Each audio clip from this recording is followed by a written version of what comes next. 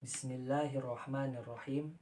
Assalamualaikum warahmatullahi wabarakatuh. Alhamdulillahilladzi wakafa. Wassalatu wassalamu ala rasulil mustafa wa ala alihi wa sahbihi wa man wafa, amma ba'du. Yang saya hormati dosen pengampu sejarah perkembangan tafsir Bapak Dr. Haji Asep Ahmad Faturrahman LCMAG. Dan yang saya hormati rekan-rekan semua, pada kesempatan kali ini saya Muhammad Aidul Mubarok, mahasiswa pasca sarjana UIN Sunan Gunung Jati Bandung, akan mempresentasikan mengenai sejarah perkembangan tafsir di Asia Tenggara, lebih tepatnya perkembangan penafsiran Al-Quran di Tanah Melayu. Ada 5 aspek yang akan dijelaskan dalam video kali ini. Yang pertama, sejarah berkembangnya Islam di Tanah Melayu. Yang kedua, pemahaman yang berkembang di Tanah Melayu. Yang ketiga, perkembangan penafsiran Al-Quran di Tanah Melayu. Yang keempat, pelopor atau tokoh tafsir Al-Quran di Tanah Melayu. Dan yang kelima, bentuk, metode, dan corak tafsir di Tanah Melayu.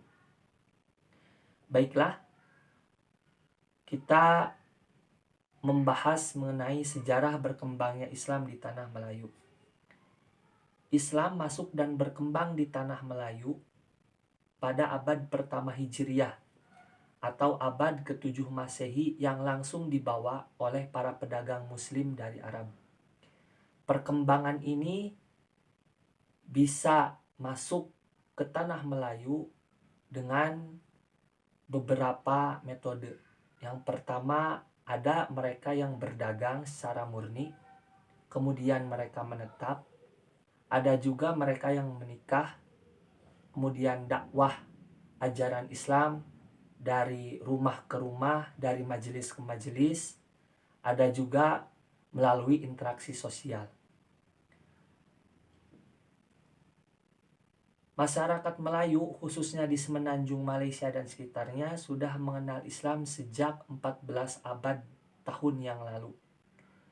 Berdasarkan data tersebut, otomatis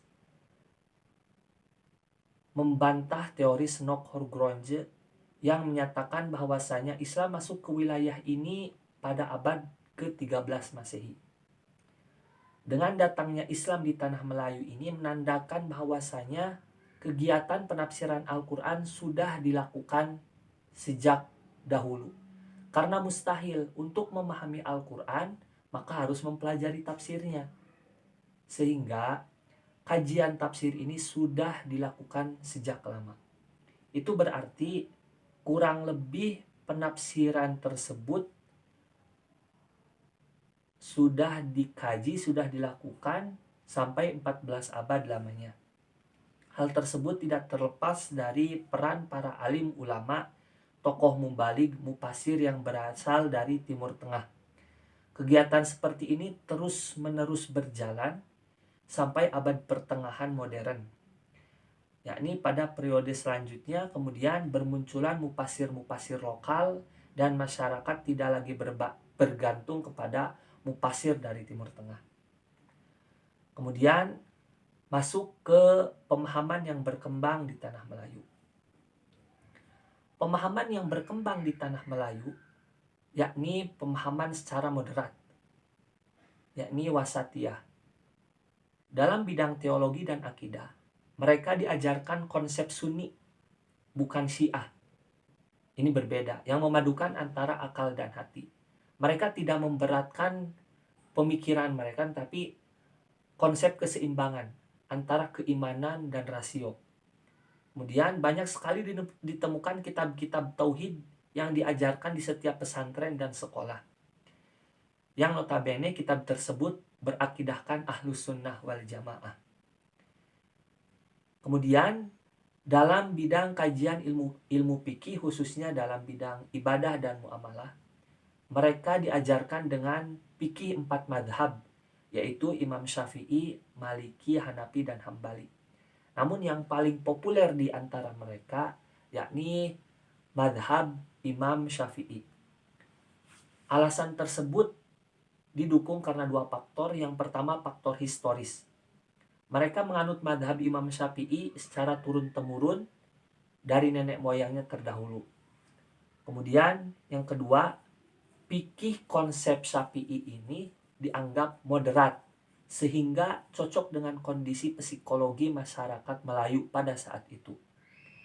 Yang notabene kita ketahui psikologi orang-orang Melayu ini lemah lembut, persuasif, dan tidak suka akan kekerasan. Itu dalam konsep fikih. Kemudian dalam bidang tasawuf, masyarakat Melayu ini lebih condong kepada pengamalan tasawuf amali, yakni memberatkan konsep amaliyah lahiriah untuk menggapai ridho Allah seperti berzikir, puasa sunnah, sholat sunnah, sedekah, dan lain sebagainya. Itu pemahaman yang berkembang di tanah Melayu. Kemudian masuk ke pembahasan ketiga, yaitu perkembangan penafsiran Al-Quran di tanah Melayu. Sebetulnya tidak ada referensi yang jelas mengenai asal muasal perkembangan penafsiran Al-Quran di tanah Melayu. Akan tetapi dalam hal ini ditemukan beberapa model yang diterapkan dalam melakukan penafsiran Al-Quran di tanah Melayu sejak zaman dulu. Yang pertama adalah terjemahan dari mulut ke mulut atau yang disebut dengan syafahiyah. Terjemahan Al-Quran ke dalam bahasa Melayu ini merupakan salah satu bentuk penafsiran yang pertama kali muncul di dunia Melayu. Hal itu dilakukan dari mulut ke mulut, yakni dari suatu majelis ke majelis, dari obrolan ke obrolan, dari nasihat ke nasihat. Itu mungkin salah satu contohnya. Kemudian yang kedua, penafsiran melalui pembelajaran kitab-kitab tafsir. Nah, dari pola syafahiyah ini kemudian berkembang menjadi pola penelaahan terhadap kitab-kitab tafsir yang berasal dari Timur Tengah. Seperti kitab tafsir Jalalain, karya Imam Jalaluddin Al-Mahali dan Imam Jalaluddin As-Suyuti. Kemudian kitab tafsir Tarjuman Al-Mustafid. Ini produk asli dari Aceh, ini karya Abdul Rauf As-Singkili.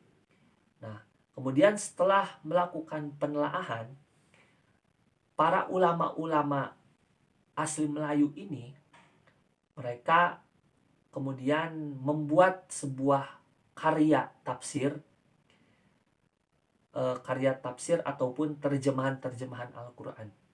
Nah, itu jadi step by step perkembangan tafsir di tanah Melayu. Yang pertama syafahiyah dari mulut ke mulut, kemudian yang kedua konsep penelaahan, dan yang ketiga mereka mencoba untuk mengarang atau menulis kitab Melayu melalui terjemahan Al-Quran. Yang berikutnya kemudian pelopor tafsir Al-Quran di tanah Melayu. Ada banyak tokoh yang mempelopori kitab-kitab tafsir di tanah Melayu. Sebagai contoh ini ada Syekh Abdul Malik Abdullah pada tahun 1650 sampai 1736. Syekh Abdul Malik bin Abdullah bin Qohar merupakan perintis dari sistem sekolah tradisional atau pondok pesantren di tanah Melayu, tepatnya di Trengganu, Kelantan. Beliau merupakan murid daripada Syekh Abdul Rauf As-Singkili, merupakan tokoh besar pengarang kitab Tarjuman Al-Mustafid. Tarjuman Al-Mustafid ini merupakan salah satu tafsir Al-Quran yang sangat populer di dunia Islam, yang mana pada abad ke-17 ini Syekh Abdul Rauf As-Singkili melahirkan kitab tafsir Tarjuman Al-Mustafid. Kitab Tarjuman Al-Mustafid ini berbahasa Melayu menggunakan aksara Jawi dan gaya bahasanya lebih cenderung sederhana. Metodenya yakni menggunakan metode tafsir bil maksur.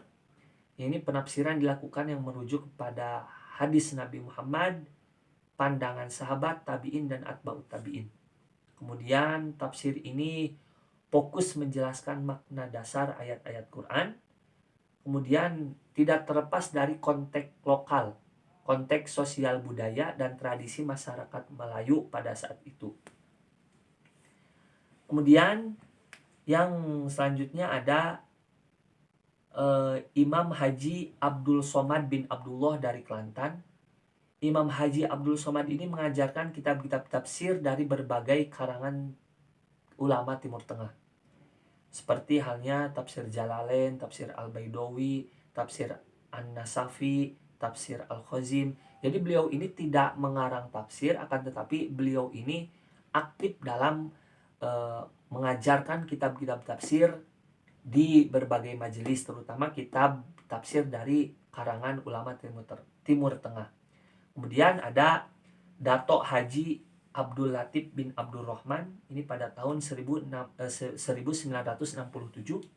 Ini pondok pesantren, merupakan pendiri dari pondok pesantren Kuak Luar, yang mana pada sampai saat ini pondok pesantren tersebut masih eksis dan terus menerus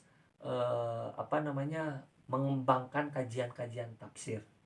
Selain itu juga ada ulama-ulama Malaysia, asli Malaysia, yang mengarang kitab tafsir seperti tafsir Nur Ihsan karya Syekh Muhammad Said bin Umar, ada tafsir Khulasoh Al-Quran karya Maulana Abdul Nuh dari Kelantan, Malaysia, ini pada tahun 1905 dan 1947. Kemudian ada tafsir Al-Anwar Al-Huda, ini karya Syekh Usman Jalaluddin dari Malaysia juga. Kemudian ada tafsir Pimpinan Ar-Rahman karya Syekh Abdullah, ini merupakan salah satu tokoh dari Singapura. Kemudian ada juga Pelita Al-Quran Syekh Abdullah Al-Jufri, ini tafsir berbahasa Melayu. Kemudian ada tafsir Al-Asir, ini karya Ustadz Ahmad Son Haji ya, ini pada tahun 1922 sampai 2010 ya, ini tafsir berbahasa Melayu. Kemudian